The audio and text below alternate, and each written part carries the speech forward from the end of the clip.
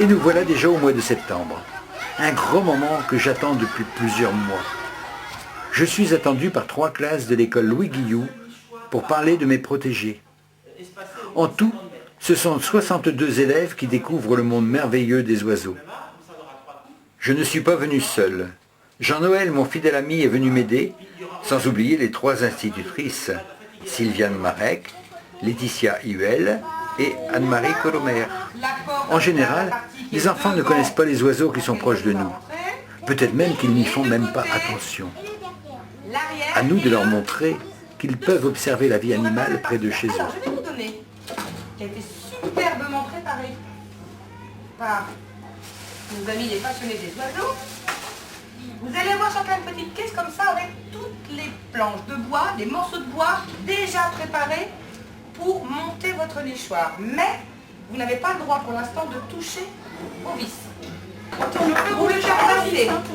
Je vous fais passer pour vous montrer. Regardez bien. Ouais, moi aussi. Regardez bien pour repérer. Regardez bien la forme. Avec l'aide d'enfants, nous allons procéder à la pose de 8 autres nichoirs. Les dimensions de la vallée du Goëlo sont suffisantes pour accueillir 20 nichoirs. Ceux-ci doivent être espacés d'au moins 40 mètres et il faut trouver les arbres adéquats. Après quelques explications théoriques, voici les travaux pratiques. La fabrication d'une maison pour nos petits protégés. Monsieur Sautier, comme d'habitude, nous a préparé les nichoirs. Les morceaux de bois ainsi que les vis pour les assembler sont dans chaque carton. À nous de les reconstituer. Les enfants, par groupe de 5, essaient d'abord de les assembler. Ils comprennent assez vite et sans mode d'emploi. J'en profite pour remercier les institutrices pour leur aide très précieuse dans l'organisation de cette journée, sans oublier Jean-Noël Minier et Sophie, ma fille. Encore un petit coup. Encore. Les adultes sont quand même là pour nous aider. Allez, j'ai peut-être besoin que je te donne un coup de main là parce que ça sert plus grand chose. Hein.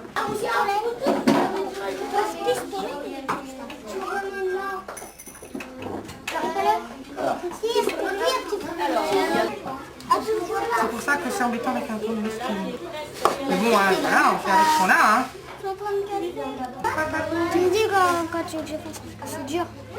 Ah mais voilà, à la fin c'est dur. Ouais. Je fasse.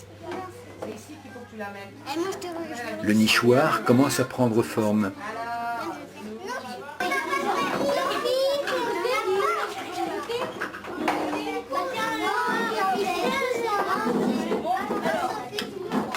Oui, bah ouais. Là, on va te Miguel, montre ce que tu sais faire là. Tu pourras dire à papa que tu as vissé des nichoirs. Tu fais de la concurrence là, ton papa, hein. Vas-y doucement, vas-y. Allez, tourne tout doux. Voilà, impeccable. Qui est-ce qui lui tient le sac? Faut terminer. Vas-y, super. Bah ça, s'ils sont pas contents avec ces superbes maisons. Notre travail terminé, nous sommes allés installer un nichoir dans la vallée du Goëlo pour la prochaine saison de nidification.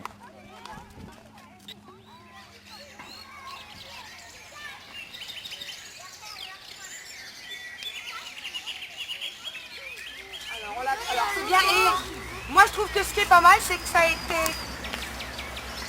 peint un peu en vert, donc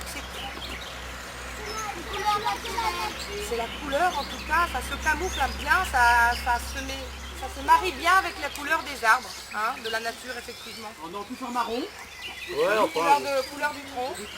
Mais le violet à rayures jaunes, ce serait peut-être un petit peu trop visible.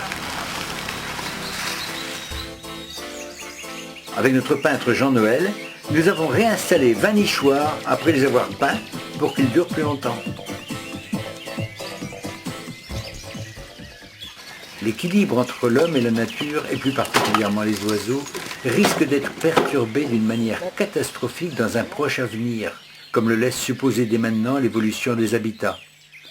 Notre action sur l'environnement est beaucoup plus profonde qu'au cours des siècles antérieurs, du fait de l'expansion démographique, du perfectionnement considérable des moyens techniques mis à notre disposition et des besoins accrus de chacun.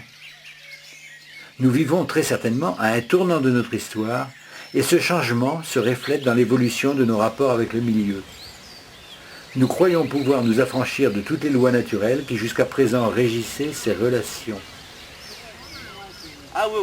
Il s'ensuit une série de désastres dus à des ruptures d'équilibre provoquées par nos erreurs écologiques. Ceux-ci sont particulièrement flagrants dans le cas des oiseaux. Ah ouais, c'est rudimentaire, presque rien. Il y en a ici. Ah ouais, il y en a partout. Il y a des mecs qui n'ont pas le droit de chasser ici. Ils viennent quand même. Ah ouais, mais oui, vers l'est pour éviter que la flotte ne rentre dedans. Quoi. Ah bon? Oui. C'est parce que. Il pleut moins vers... Ben oui, l'est, la flotte vient principalement de l'ouest. Ah oui, oui, vous avez raison. Voilà, alors c'est parce qu'autrement, mais si on oriente à l'ouest, ils vont rentrer dedans aussi, mais la flotte risque de rentrer dedans. Ah, tout à fait. C'est uniquement pour ça. C'est aujourd'hui l'inauguration de la vallée du Gouello en refuge LPO, Ligue pour la protection des oiseaux. Ce fut pour moi un grand bonheur de recevoir M. Gilles Benz, responsable de la station LPO de Lincande, et également M. Rémi Moulin, maire de Ploufragan, et ses conseillers, M. Jean-Pierre Morin et tous les passionnés d'oiseaux qui m'ont aidé, sans oublier les agents municipaux qui font un travail remarquable. Cette vallée abrite le premier refuge LPO communal des Côtes-d'Armor. La LPO comptait 750 refuges en 1976. Elle en recense aujourd'hui plus de 11 000. Les refuges peuvent être un simple balcon ou une propriété de plusieurs hectares, voire même une commune entière. Cette progression importante est déjà une petite victoire pour la vie sauvage qui nous entoure. Grâce à l'investissement de chacun d'entre vous, la LPO peut prétendre préserver la nature de proximité à travers les 26 700 hectares déclarés refuge LPO Jardin d'oiseaux. Mieux encore, le réseau participe maintenant concrètement à la connaissance de la biodiversité en France par le biais d'enquêtes patrimoniales. Dans les Côtes-d'Armor, on compte plus de 300 refuges où les oiseaux et la faune en général peuvent trouver gîte et couvert en toute tranquillité. Allez, qui va le dire? Qu'est-ce que c'est? C'est quel panneau? LPO. Alors ça y est, hein, c'est 3 lettres.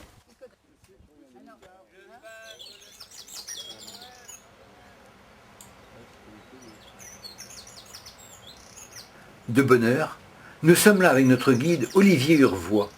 Il nous explique la vie animale et essaie de nous initier au chant des oiseaux. Exercice difficile. Qu'on se le dise, l'ornithologie de terrain n'est pas une activité indiquée pour les lève-tard ni pour les couche-tôt. La plupart des bonnes observations ont surtout lieu très tôt le matin et secondairement dans la soirée.